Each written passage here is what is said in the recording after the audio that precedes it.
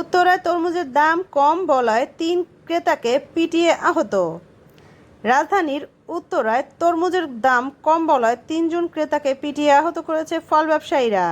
আজ রোববার বিকেল ৫:১৫টায় রাজধানীর উত্তরায় ১১ নং সেক্টরে ২০ নং রোডের ২ নং আবাসিক বাড়ির নিচতলায় অবৈধভাবে গড়ে ওঠা মার্কেটে ক্রেতাদের ওপর এই হামলার ঘটনা ঘটে।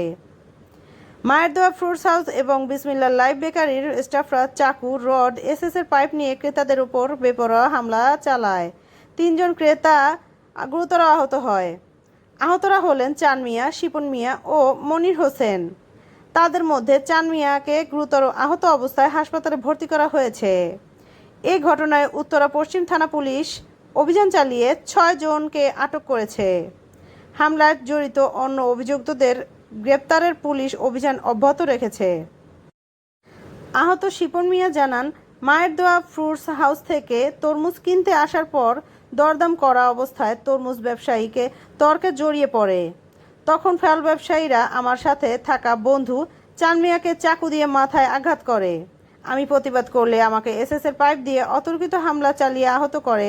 ফল ব্যবসায়ীরা স্বজনের মালিকাধীন পাশে অবস্থিত বিসমিল্লাহ লাইভ বেকারির স্টাফরাও এসে তারাও অতর্কিত হামলা চালায়। পরবর্তীতে পুলিশ ঘটনাস্থলে পৌঁছে ২টি দোকানের ৬ জনকে স্টাফকে গ্রেপ্তার করে থানায় নিয়ে যায়। এ ঘটনায় এলাকার উত্তেজনা বিরাজ করছে। পাল্টা হামলা রোধে আশেপাশে অতিরিক্ত পুলিশ মোতায়েন করা হয়েছে।